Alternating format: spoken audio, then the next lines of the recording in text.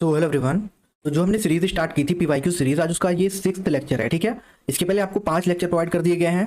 उसकी पूरी प्लेलिस्ट आपको प्रॉपर मिल जाएगी, या तो आपको मैं लिंक डिस्क्रिप्शन में दे दूंगा प्लेलिस्ट की, वहां से आप पुराने लेक्चर्स भी देख सकते हैं। ठीक है, ये जो लेक्चर रहने वाला है ये आरपीएफ एसआई कांस्टेबल के साथ साथ आरआरबी का जो एग्जाम है और एसएससी का आपका कोई भी एग्जाम है जिसमें जीके आ रही है, ठीक है, तो उसके लिए बिल्कुल बेनिफिशियल रहेगा। और इन जो हम 20 क्वेश्चन डिस्कस करते हैं उसमें जीके प्लस साइंस दोनों रहता है। एक क्वेश्चन में मैं आपको कई सारी इंपॉर्टेंट फैक्ट्स बताता हूं, ठीक है, तो उस हिसाब से आपको मैं 100 से 150 क्वेश्चन मात्र 30 से 40 मिनट की वीडियो में दे देता हूं। ठीक है, बाकी अगर आप इस सीरीज को फॉलो कर रहे हैं तो आपको किसी भी बुक की नीड नहीं है, स्पेशली फॉर आरपीएफ एग्जाम। ठीक है, इस सीरीज से आपका कोई भी किसी भी बुक को आपको पढ़ने की जरूरत नहीं है, अगर आप इस सीरीज को अच्छे से फॉलो कर रहे हैं और अच्छे से नोट्स प्रॉपर बना रहे हैं। ठीक है, तो बिना किसी टाइम वेस्ट किए स्टार्ट करते हैं लेक्चर को। पहला क्वेश्चन है इसमें हमारा कि इब्न बतूता के शासनकाल के दौरान मोरक्को का पर्यटक भारत आया था। कौन वो पर्यटक था मोरक्को का जो कि इब्न बतूता के शासनकाल में भारत आया था? ठीक है, ऑप्शन है हमारे पास 4: बलबन, मोहम्मद बिन तुगलक, फिरोज शाह तुगलक, या तो फिर अलाउद्दीन खिलजी। सही इसका राइट आंसर होगा ऑप्शन नंबर बी। ठीक है, तो मोहम्मद बिन तुगलक जो था ये इब्न बतूता के शासनकाल में मोरक्को का पर्यटक था ये, और भारत आया था। ठीक है, क्लियर हो गया होगा इतना। ये जो था इब्न बतूता ये एक मुस्लिम था। ठीक है, ध्यान में रखिएगा, ये एक मुस्लिम यात्री था जो कहां से आया था, तो जो मोरक्को नामक कंट्री से आया था। ठीक है, एक इसकी बुक पॉपुलर है, उस बुक का क्या नाम है तो उसका भी ध्यान में रखिएगा। रिहला नामक जो बुक है, रिहला बुक, उसको किसने लिखा है तो उसको लिखा है इब्न बतूता ने। ठीक है, तो ये पॉइंट आपको ध्यान में रखना है। कुछ एक्स्ट्रा पॉइंट्स मैं आपके साथ डिस्कस कर लेता हूं। एक यात्री था हेन सांग। ठीक है, तो अगर आपसे क्वेश्चन करें कि हेन सांग किसके शासनकाल में आया था, ठीक है, तो ये इंपॉर्टेंट पॉइंट है। तो ये आया था हर्षवर्धन के शासनकाल में। ठीक है, और ये एक चीनी यात्री था। ठीक है, मतलब ये चाइनीज था। ठीक है, तो इसको भी आपको ध्यान में रखना है। क्लियर हो गया। और एक आपको ध्यान में रखना है अल बरूनी नामक शासक का। ठीक है, तो अल बरूनी जो था वो किसके शासनकाल में भारत आया था, ये भी इंपॉर्टेंट क्वेश्चन है। उससे पहले आपको ये ध्यान में रखना है कि कहां से आया था, मतलब कहां का यात्री था, तो ये उज्बेकिस्तान कंट्री से भारत आया था। ठीक है, मतलब ये उज्बेकिस्तानी था। ठीक है, और इसको जो है एक नाम से जाना जाता है इंडोलॉजी का पिता। ठीक है, फादर ऑफ इंडोलॉजी भी इसको कहा जाता है। ठीक है, ध्यान में रखिएगा क्या कहा जाता है, फादर ऑफ इंडोलॉजी। ठीक है, तो ये कुछ इंपॉर्टेंट पॉइंट्स है जिसको आपको ध्यान में रखना है। इंडोलॉजी के अलावा इसको एक नाम से और जाना जाता है मानव विज्ञानी भी था ये। ठीक है, क्या था, मानव विज्ञानी भी ये साथ के साथ था। क्लियर हो गया। अगला क्वेश्चन, क्राउच स्टार्ट शब्द किस प्रतियोगिता से संबंधित है? Crouch start is a word related to which competition? Sprint, badminton, chess, या तो फिर टेबल टेनिस। तो जो काउच स्टार्ट है वो स्प्रिंट से रिलेटेड है। ठीक है, ऑप्शन नंबर यहाँ पे ए इसका बिल्कुल सही हो जाएगा। क्लियर हो गया।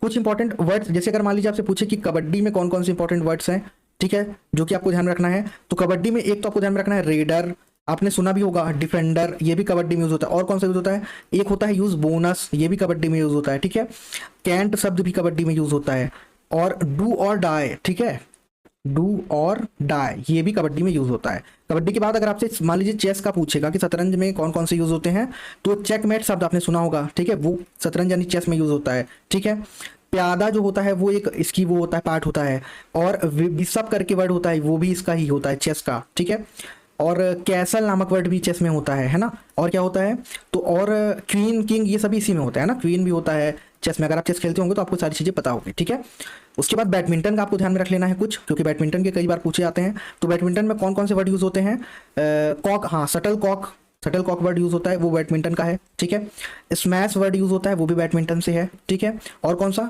ड्रॉप वर्ड यूज होता है, वो भी बैडमिंटन से है। नेट हो गया, डबल्स हो गया, सिंगल्स हो गया, ये सारे वर्ड कहाँ के हैं, डबल्स और सिंगल्स।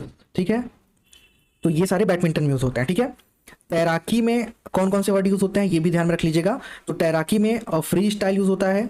ठीक है, और कौन सा यूज होता है, बटरफ्लाई वर्ड तैराकी में यूज होता है, ध्यान में रखिएगा। और क्या होता है यूज, तो फ्री स्टाइल हो गया, बटरफ्लाई हो गया, फ्लिप टर्न भी इसमें यूज होता है। ठीक है, फ्लिप टर्न और डाइव जब मारते हैं ना तो वो भी तैराकी का ही वर्ड है। ठीक है, तो ये पॉइंट्स आपको ध्यान में रखना है। अगला क्वेश्चन, 42वें संविधान संशोधन अधिनियम के लागू होने के बाद से dash since the 42nd constitution amendment act came into force. तो कब के बाद से ये लागू हुआ था, ये आपको आंसर अगर आपको पता है तो आपको कमेंट सेक्शन में बताना है। ठीक है, मैं कुछ एक्स्ट्रा पॉइंट्स आपको बता देता हूं। ठीक है, देखिए 26 नवंबर 1949 को क्या हुआ, संविधान को अपनाया गया था। ठीक है, और लागू कब किया गया था, तो 26 जनवरी 1950 को ये लागू किया गया था। ठीक है, 42वां जो संविधान संशोधन है उसमें 3 शब्द जोड़े गए थे। कौन कौन से थे वो 3 शब्द, तो ध्यान में रखिएगा। पहला तो वर्ड था समाजवादी। ठीक है, दूसरा वर्ड था धर्मनिरपेक्ष, ठीक है, और तीसरा और लास्ट वर्ड था अखंडता, ठीक है। तो ये 42वें संविधान संशोधन के समय में जोड़ा गया था, ठीक है, क्लियर हो गया।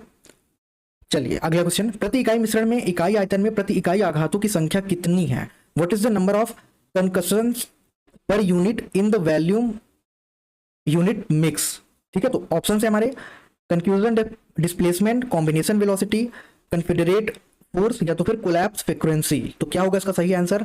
इसका सही आंसर होगा ऑप्शन नंबर डी। तो आयतन में प्रति इकाई आघातों की संख्या यानी कि कंफ्यूजन्स पर unit in the volume per unit क्या कहलाता है? कोलैप्स फ्रीक्वेंसी कहलाता है, ठीक है। अगर मैं आपसे कुछ इंपॉर्टेंट पॉइंट्स की बात करूं, आयतन की यहाँ पे बात आई है, तो आयतन की एसआई यूनिट क्या होती है? मीटर क्यूब होती है, ठीक है, क्लियर हो गया। अब कुछ इंपॉर्टेंट पॉइंट्स आपको और ध्यान में रखना है, जैसे घनत्व या डेंसिटी क्या होती है, ठीक है। तो घनत्व क्या होता है? किसी भी एक पदार्थ के एकांक आयतन में, ठीक है, किसी भी एक पदार्थ के एकांक आयतन में जो द्रव्यमान होता है उसी को क्या कहते हैं? उसी को हम कहते हैं घनत्व, ठीक है। तो ये आपको पॉइंट ध्यान में रखना है।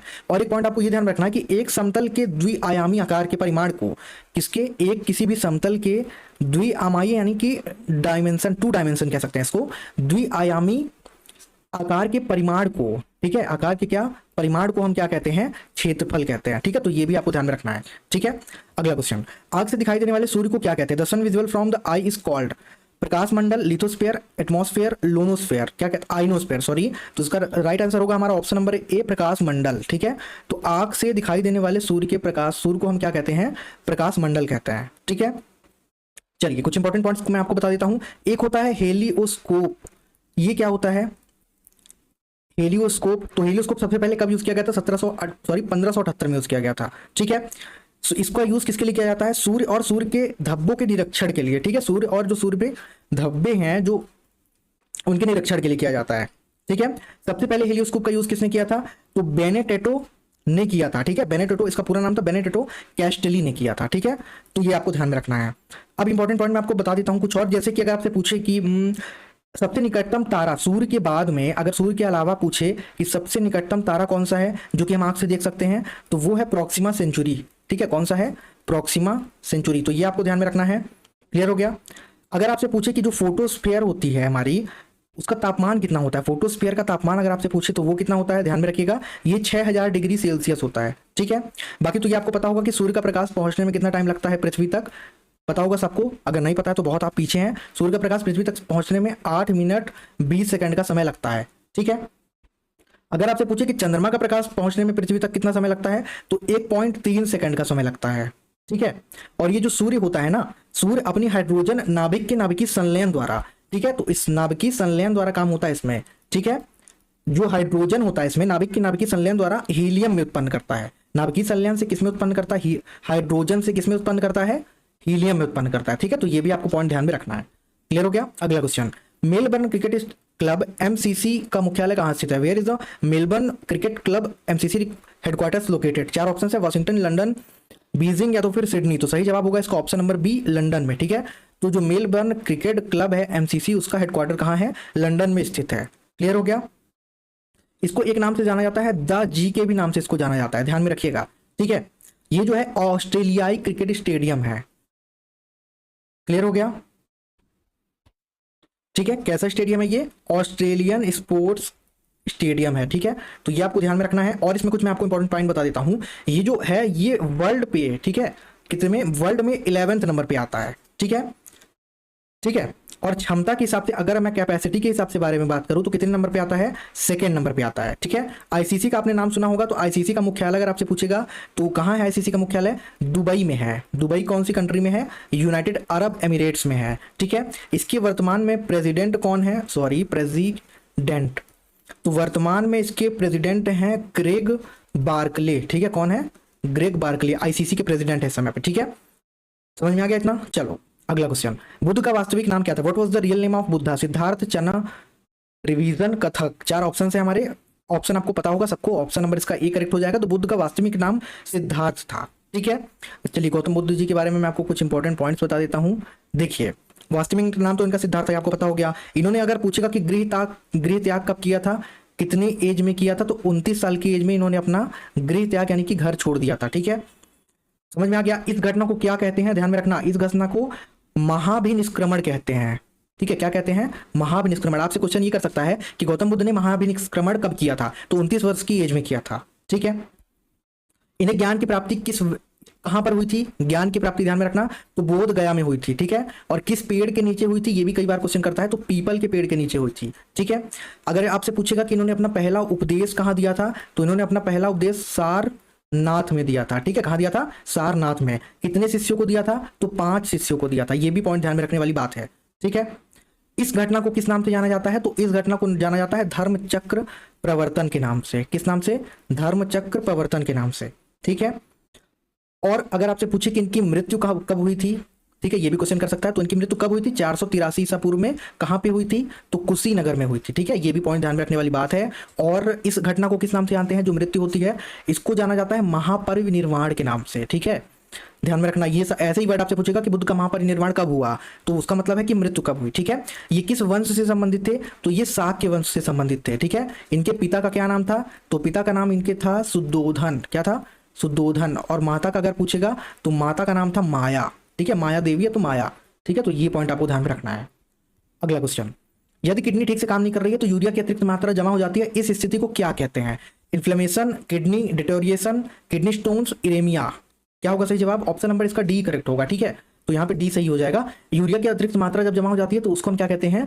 इरेमिया या तो यूरेमिया भी इसको बोलते हैं। ठीक है, दोनों बोलते हैं, यूरेमिया और इरेमिया दोनों।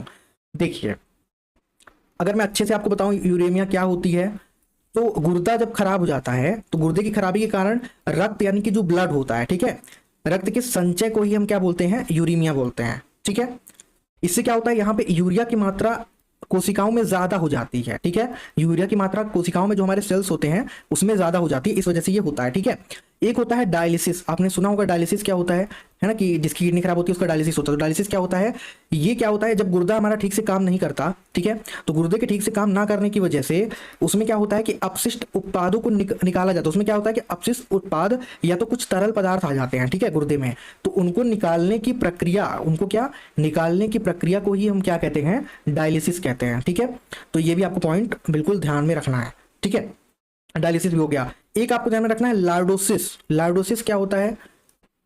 लार्डोसिस क्या होता है? तो लार्डोसिस वो होता है कि जब रीढ़ की, ये रीढ़ की हड्डी से संबंधित होता है। ठीक है, रीढ़ की हड्डी के अत्यधिक अंदर जब मुड़ाव आ जाता है, ठीक है, जब बेंड हो जाती है रीढ़ की हड्डी, तो उसी को हम क्या कहते हैं? लार्डोसिस कहते हैं। ठीक है, रीढ़ की हड्डी के अंदर मुड़ाव। क्लियर हो गया? चलो अगला क्वेश्चन, प्रसिद्ध चेरा बंदरगाह मुजरी निम्न में से किस राज्य में स्थित है? मुजरी पोर्ट कहाँ है ये हमें बताना है। 4 ऑप्शन है, कर्नाटका, गोवा, तमिलनाडु या तो फिर केरला। तो क्या होगा इसका सही आंसर? इसका सही आंसर होगा ऑप्शन नंबर डी, केरला। ठीक है, तो मुजरी बंदरगाह केरला में स्थित है। समझ में आ गया? इसको एक नाम से और जाना जाता है, मुजरी को किस नाम से? तो उसको मुरचिपट्टनम, ठीक है, इस नाम से भी जाना जाता है, और एक नाम से और जाना जाता है, मुजिरिस के नाम से भी इसको जाना जाता है। ठीक है, ये कहाँ है? तो ये केरल में है। ठीक है, इतना समझ में आ गया? ये कब इसकी कहानी, मतलब कहने का मतलब ये कब हमारे उसमें आया था, याद में आया था? अगर ऐसा पूछेगा कि कब इसका पता चला, क्या कैसा जो भी, तो 3000 ईसा पूर्व में। ठीक है, चलिए अगला क्वेश्चन, भारतीय संविधान में मौलिक अधिकारों का प्रावधान कहां से लिया गया? Where is the provision of fundamental rights in the Indian constitution taken from the constitution? किस देश के संविधान से लिया गया था? देखिए, संविधान से लेने का मतलब क्या है? देखिए, कई चीजें ऐसी होती है जैसे कि जो चीजें पहले अमेरिका में लागू की गई, अमेरिका के संविधान में, जो चीजें मान लीजिए ऑस्ट्रेलिया के संविधान में लागू की गई, तो वहां के संविधान को देख करके भारत ने भी अपने संविधान में उस चीजों को लागू किया। वही होता है कि कहां से लिया गया, मतलब किसको हम कहते हैं? कहां से अडॉप्ट किया गया। ठीक है, तो वही चीज ही कहलाती है। तो मौलिक अधिकारों को किस देश के अडॉप्ट किया गया है ये हमें बताना है। तो वो अडॉप्ट किया गया है यूनाइटेड किंगडम से, यानी कि यूके से। ठीक है, तो ऑप्शन नंबर इसका डी बिल्कुल करेक्ट हो जाएगा। क्लियर हो गया? मौलिक अधिकार किस भाग में दिए गए हैं? तो भाग 3 में दिए गए हैं। ठीक है, किस भाग में दिए गए हैं? भाग 3 में दिए गए हैं, ध्यान में रखना है इसको। और किस अनुच्छेद से? अनुच्छेद 12 से अनुच्छेद 35 के बीच में ये आर्टिकल्स हैं। ठीक है, आर्टिकल्स हैं ये, अनुच्छेद 12 यानी कि आर्टिकल 12 से आर्टिकल 35 में भाग 3 के बारे में सब कुछ अच्छे से बताया गया है। ठीक है, समझ में आ गया? अगर आपसे पूछेगा कि मौलिक अधिकार कहां से लिए गए हैं, ठीक है, मौलिक अधिकार, तो मौलिक अधिकार लिए गए हैं अमेरिका से, ध्यान में रखना। ठीक है, क्लियर हो गया? चलो अब अगर मैं बात करूं मौलिक अधिकार कितने हैं, तो 6 हैं, आप सबको पता होगा। पहला कौन सा है? समानता का अधिकार है, ये कौन से अनुच्छेद के बीच में है? तो ये 14 से 18 के बीच में है। दूसरा कौन सा है? स्वतंत्रता का अधिकार है, ये कितने से कितने अनुच्छेद के बीच में है? तो ये 19 से लेकर 22 के बीच में है। तीसरा है हमारा शोषण के विरुद्ध अधिकार। ठीक है, ये किससे किससे बीच में है? 23 और 24 में दिया गया इसके बारे में। चौथा है धर्म की स्वतंत्रता का, ये किस अनुच्छेद में है, तो ये 25 से लेकर 28 अनुच्छेद के बारे में बताया गया है इसमें। पांचवा आपका आता है सांस्कृतिक और शिक्षा का अधिकार, ठीक है, तो ये किस अनुच्छेद में बताया गया है, ये बताया गया है 29 से 30 में। और सिक्स्थ और लास्ट है हमारा संवैधानिक उपचारों का अधिकार, ये कितने अनुच्छेद में बताया गया है, तो ये आपका बताया गया है अनुच्छेद 32 में, ठीक है। तो ये आपको कुछ इंपॉर्टेंट पॉइंट ध्यान में रखने हैं। अगला क्वेश्चन, दक्षिण अमेरिका के मध्य अक्षांशीय घास की भूमि का क्या नाम है? What is the name of the mid latitude grassland in South America? Plains, pampas, veld, more than one of the above. तो सही जवाब इसका होगा पैम्पास, ठीक है, या तो इसको हम पंपास भी बोलते हैं। ऑप्शन नंबर यहाँ पे बी बिल्कुल करेक्ट हो जाएगा, ठीक है। ये जो है ये दक्षिण अमेरिका की क्षेत्र है, कहाँ का क्षेत्र है, दक्षिण अमेरिका का, तो इसको आपको ध्यान में रखना है। और इसमें कौन कौन से देश कवर होते हैं ये भी क्वेश्चन बन सकता है ना, तो मेनली आपको अगर कोई और ऑप्शन नहीं रहेगा ना तो अमेरिका ही आपको ध्यान में रखना है, ठीक है। एक आपको ध्यान में रख लेना है प्रेरी घास का मैदान। प्रेरी घास का मैदान ये जो है ये उत्तरी अमेरिका में है, ठीक है, कहाँ पर है, उत्तरी अमेरिका में, ठीक है, क्लियर हो गया। एक आपको ध्यान में रखना है वेल्ड मैदान। वेल्ड मैदान कहाँ पे है, तो ये दक्षिण अमेरिका में है, ठीक है, कहाँ है, दक्षिण अमेरिका में। और एक है स्टेपीज जो कि ऑप्शन में भी दिया हुआ है, स्टेपीज कहाँ का है, ये भी क्वेश्चन बन सकता है आपसे। तो ये महाद्वीपीय हिस्सों में पाया जाता है, ठीक है, कहाँ पाया जाता है, महाद्वीपीय हिस्सों में, ठीक है, तो ये भी आपको ध्यान में रखना है। अगला क्वेश्चन, निम्न में से कौन सा शहर विश्व प्रसिद्ध मीनाक्षी मंदिर के लिए जाना जाता है? Which of the following cities is known for its famous Meenakshi temple? Chidambaram, Thanjavur, Tirupati या तो फिर मदुरै। चार ऑप्शन है, ऑप्शन नंबर डी इसका सही होगा। मदुरै में जो है वो मीनाक्षी टेम्पल है, ठीक है, ध्यान में रखना, बहुत इंपॉर्टेंट क्वेश्चन है ये, कई बार पूछा भी गया है, ठीक है। अब मैं आपको कुछ इंपॉर्टेंट पॉइंट्स बता देता हूँ। देखिए जो ये मीनाक्षी मंदिर है तो ये कहाँ है, तमिलनाडु राज्य में। किस राज्य में है, तमिलनाडु राज्य में, ठीक है, क्लियर हो गया। किस देवी को समर्पित है ये, तो ये हिंदुइज्म की देवी को समर्पित है, ठीक है। हिंदू में कौन सी देवी, तो जो मीनाक्षी मंदिर का नाम है उन्हीं देवी को, मतलब कि मीनाक्षी देवी के लिए ये समर्पित है, ठीक है। ये किसके शासन काल में बनवाया गया था, तो ये पांड्यास के शासन काल में बनवाया गया था, क्लियर हो गया इतना। अगर मैं आपसे कर्नाटक के कुछ मंदिरों के बारे में बात करूं, क्योंकि कर्नाटक का ही मेल नहीं पूछा जाता कई बार, तो एक मंदिर आपको ध्यान में रखना है मंजूनाथ मंदिर, ठीक है। और कौन सा, राज राजेश्वरी मंदिर, आपने सुना होगा राज राजेश्वरी मंदिर, ठीक है। और कौन सा, एक आपको ध्यान में रखना है मंगला देवी मंदिर, ठीक है, ये भी क्योंकि कर्नाटक में ही है। जितना मैं बता रहा हूँ बस आपको उतना रटना और कुछ भी नहीं। अगर केरल की बात करूँ कि केरल में कौन कौन से इंपॉर्टेंट टेम्पल्स हैं, तो पद्मनाभ स्वामी, ठीक है, कौन सा, मेन तो यही है पद्मनाभ स्वामी, ये टेम्पल में इंपॉर्टेंट है, ठीक है। और सबरीमाला, ठीक है, कौन सा, सबरीमाला,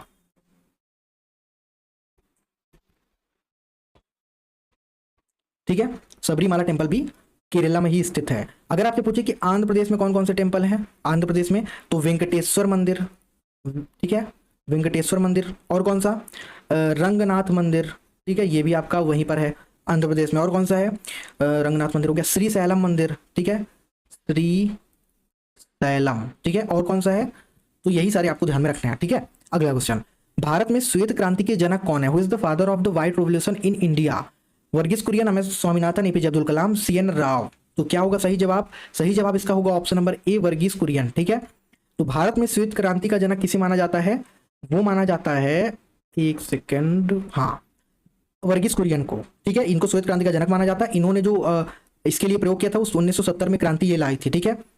ये किस राज्य से संबंधित है ये भी ध्यान में रख लेना, तो वर्गीस कुरियन जी केरल राज्य से संबंधित है, ठीक है, क्लियर हो गया। इन्होंने ही जो श्वेत क्रांति का संबंध किससे है ये भी ध्यान में रखना, तो दुग्ध उत्पादन से है, यानी कि मिल्क प्रोडक्शन से इसका संबंध है, ठीक है।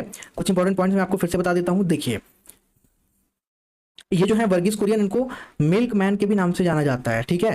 तो क्वेश्चन कर सकता है कि मिल्क मैन के नाम से किसको जाना जाता है, तो वर्गीज कुरियन को मिल्क मैन के भी नाम से जाना जाता है, क्लियर हो गया। एक नाम आपको ध्यान में रखना है नॉर्मन बोरलॉग, क्योंकि ये भी कई बार क्वेश्चन पूछा जाता है। नॉर्मन बोरलॉग का संबंध किससे है, ठीक है, तो इनका संबंध है हरित क्रांति से, ठीक है, तो इनको हरित क्रांति का जनक कहा जाता है, ठीक है, ग्रीन रिवोल्यूशन का। ध्यान में रखना, बहुत ज्यादा इंपॉर्टेंट है ये सारी चीजें, ठीक है। और इनको जो है इनको नोबेल पुरस्कार भी दिया गया था, इस वजह से ये ज्यादा इंपॉर्टेंट है, ठीक है, नोबेल पुरस्कार भी इनको प्रदान किया गया था। एम एस स्वामीनाथन का भी नाम आपको ध्यान में रखना है, ठीक है। एम एस स्वामीनाथन का संबंध किससे है अगर आपसे पूछेगा, तो इनका संबंध नॉर्मन बोरलॉग मैंने आपको बता दिया, हरित क्रांति का था इनका संबंध।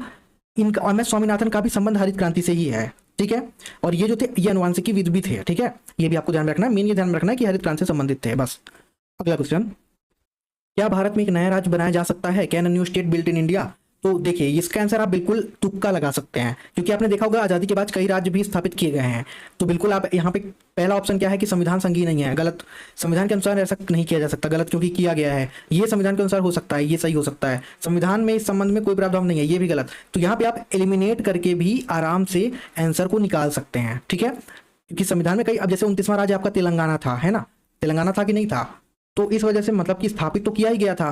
तो यहाँ पे इस ऑप्शन नंबर सी बिल्कुल करेक्ट हो जाएगा, ठीक है।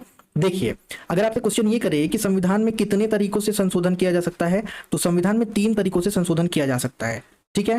पहला तो किस तरीके से, पहला सामान्य बहुमत से, ठीक है, दूसरा विशेष बहुमत से, ठीक है, और तीसरा विशेष बहुमत प्लस राज्यों में आधे से अनुसमर्थन, ठीक है, विशेष बहुमत प्लस राज्यों में आधे से अनुसमर्थन से, ठीक है। उसके बाद संसद के सामान्य बहुमत से ही, ठीक है, संसद का जब सामान्य बहुमत मिलेगा उसके बाद ही एक नया राज्य बनाया जा सकता है, ठीक है। इसके बारे में किस संविधान के किस अनुच्छेद में बताया गया है, ये भी क्वेश्चन कर सकता है। तो इसके बारे में संविधान के अनुच्छेद 2 में सारी चीजें बताई गई हैं, ठीक है। अगला क्वेश्चन, निम्न में से कौन एक भारतीय बैडमिंटन खिलाड़ी है? Among the following is an badminton player, Indian badminton player? Ashish Kumar, Satish Kumar, P Sai Praneeth या तो फिर विकास कृष्णा? तो ऑप्शन नंबर इसका सी बिल्कुल करेक्ट होगा, ठीक है। साई प्रणीत का संबंध बैडमिंटन से है, और ये किस स्टेट से है ध्यान में रखना, ठीक है। किस स्टेट से है ये आपको अगर बताओ तो बताइए। मैं आपको इतना बता देता हूँ कि ये हैदराबाद जगह से हैं। अब आपको स्टेट कमेंट में बताना है, ठीक है। ये जो है साई प्रणीत, ये प्रकाश पादुकोण के बाद ये भी एक बैडमिंटन प्लेयर ही है, ध्यान में रखना। प्रकाश पादुकोण भी एक बैडमिंटन प्लेयर है, ठीक है। तो प्रकाश पादुकोण के बाद में विश्व चैंपियनशिप में इन्होंने कांस्य पदक जीतने वाले ये बैडमिंटन खिलाड़ी हैं, ठीक है। ठीक है, समझ में आ गया। प्रकाश पादुकोण के बाद जो साई प्रणीत हैं विश्व चैंपियनशिप में, बी कौन से विश्व चैंपियनशिप में, तो BWF की विश्व चैंपियनशिप में कांस्य पदक जीतने वाले पहले भारतीय बैडमिंटन खिलाड़ी हैं ये, ठीक है। और जो साई प्रणीत है इनको अर्जुन पुरस्कार भी दिया गया था। तो कब दिया गया था अर्जुन पुरस्कार इनको? तो अर्जुन पुरस्कार इनको 2019 में दिया गया था, ठीक है। अब मैं कुछ और अगर आपसे बैडमिंटन प्लेयर्स के बारे में बात करूं अगर, ठीक है, तो बैडमिंटन प्लेयर्स के बारे में जैसे मैं बताता हूं आपको, जैसे पीवी सिंधु, ठीक है। पीवी सिंधु क्यों इतनी फेमस है, तो ये आपको ध्यान में रखना है, क्योंकि ये विश्व बैडमिंटन चैंपियनशिप में, ठीक है, वर्ल्ड बैडमिंटन चैंपियनशिप में ये गोल्ड मेडल जीतने वाली पहली बैडमिंटन खिलाड़ी हैं, ठीक है। इस वजह से इतनी फेमस है। क्लियर हो गया, पीवी सिंधु, ठीक है। और एक आपको ध्यान में रखना है सानिया नेहवाल का नाम, ठीक है। सानिया नेहवाल इतनी क्यों फेमस है, क्योंकि ये भी बैडमिंटन प्लेयर है, ध्यान में रखना, ठीक है। ये सब जिनका मैं नाम लिख रहा हूँ ना, ये बैडमिंटन प्लेयर है और ये भी हैं। और इनको भी जो है, ये जो साइना नेहवाल हैं, इनको पद्म भूषण भी दिया गया है, ठीक है। और कौन कौन से पुरस्कार दिए गए इनको, तो इनको राजीव गांधी खेल रत्न भी दिया गया है, ठीक है। और इनको अर्जुन पुरस्कार भी दिया जा चुका है, ठीक है। तो ये ध्यान में आपको रखना है। एक आपको ध्यान में रखना है ज्वाला गुट्टा का नाम, ठीक है। ज्वाला गुट्टा भी किससे संबंधित है, बैडमिंटन से ही संबंधित है। आ गया समझ में? तो ये पॉइंट्स आपको ध्यान में रखना है। अगला क्वेश्चन, केंद्र शासित प्रदेश पांडिचेरी का नाम बदलकर पुडुचेरी कब कर दिया गया था, ये हमें बताना है, ठीक है। 2002, 2006, 2008, 2000 में। तो कब किया गया था, ये किया गया था 2006 में, ठीक है। तो ऑप्शन नंबर यहाँ पे ए इसका बिल्कुल सही हो जाएगा, ठीक है। बाकी इसमें इतना ज्यादा कुछ याद में रखने जैसा नहीं है, बस आपको ये ध्यान में रखना है कि इसकी सीमाएं कितने जगह से मिलती हैं। तो ये इसकी जो सीमाएं कितने राज्यों से मिलती हैं, तो पहला तो मिलती है आंध्र प्रदेश से, ठीक है, और केरल से, है ना। और किससे मिलती है, तो और मिलती है तमिलनाडु राज्य से साझा करती है, मतलब कहने का।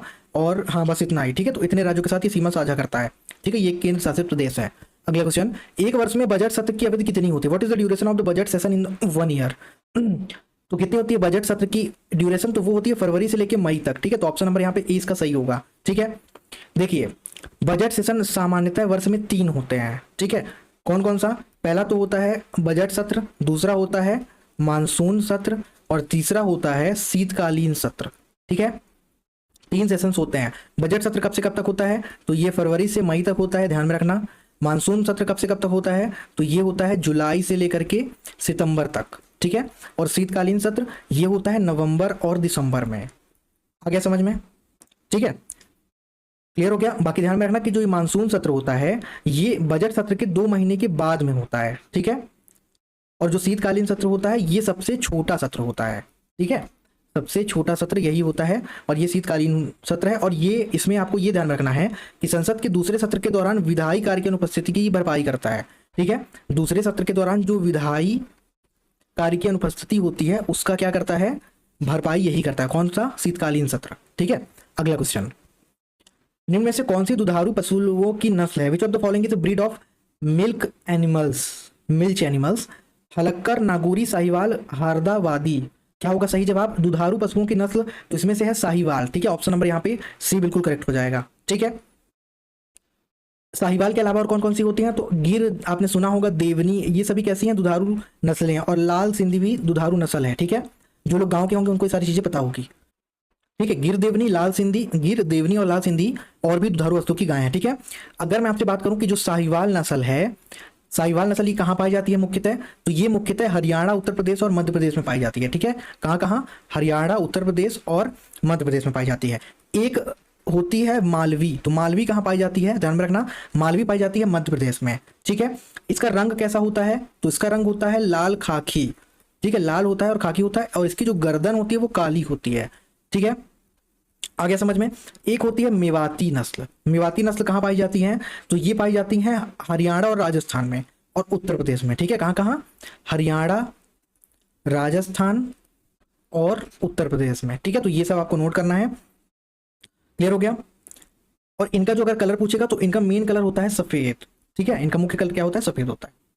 अगला क्वेश्चन, दक्षिण अमेरिका का कौन सा देश पृथ्वी से घिरा हुआ? Which country of south America is surrounded by earth? Paraguay, Venezuela, Uruguay या तो फिर ब्राजील? तो सही जवाब इसका होगा हमारा कौन सा? ऑप्शन नंबर ए, पराग्वे। ठीक है, तो पराग्वे जो है वो पृथ्वी से घिरा हुआ है पूरी तरह से। ठीक है, दक्षिण अमेरिका दुनिया के 7 महाद्वीपों में से एक है। कितने महाद्वीपों में से? 7 महाद्वीपों में से। ठीक है, अगर पराग्वे की राजधानी आपसे पूछे तो क्या है? असुनसियन है। ठीक है, क्या है? असुनसियन। ये क्या है इसकी? ये इसकी राजधानी है। ठीक है, अगर पराग्वे की आपसे मुद्रा पूछेगा कि मुद्रा क्या है, तो गुआरानी इसकी मुद्रा है। आ गया समझ में? चलिए, और इंपॉर्टेंट पॉइंट्स मैं आपको कुछ बता देता हूं। देखिए, जो दक्षिण अमेरिका के महाद्वीप हैं उसमें 12 दक्षिण विदेशी राज्य शामिल हैं। ठीक है, उन 12 में से आपको मैं 5 बता देता हूं जो कि आपको ध्यान में रखना है। ठीक है, कोई भी 5 इंपॉर्टेंट।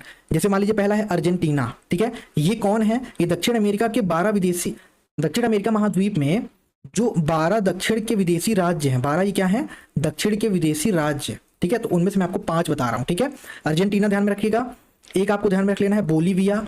ठीक है, और आपको ध्यान में रखना है ब्राजील के बारे में। फोर्थ आपको ध्यान में रखना है कोलंबिया के बारे में। ठीक है, और पराग्वे जो कि ऑप्शन में है उसके बारे में। ठीक है, तो इतने पॉइंट्स आपको ध्यान में रखने हैं। तो ये था हमारा आज का लेक्चर। पीडीएफ आपको उसका मैं टेलीग्राम पे प्रोवाइड करवा दूंगा, लिंक आपको डिस्क्रिप्शन में मिल जाएगी, या तो आप टेलीग्राम पे सर्च भी कर सकते हैं सब इंस्पेक्टर मैंक। ठीक है, वहां से आपको हमारा टेलीग्राम मिल जाएगा, और चैनल को आप सब्सक्राइब कर सकते हैं क्योंकि आपकी क्लास डेली इवनिंग में अब होगी। ठीक है, पीवाईक्यू सीरीज की एक मैं आपको पार्ट डेली करवाऊंगा। ठीक है, तो कोई भी आपका डाउट आता है आप कमेंट करके पूछ सकते हैं। मिलते हैं जल्दी नेक्स्ट वीडियो में, तब तक के लिए थैंक यू।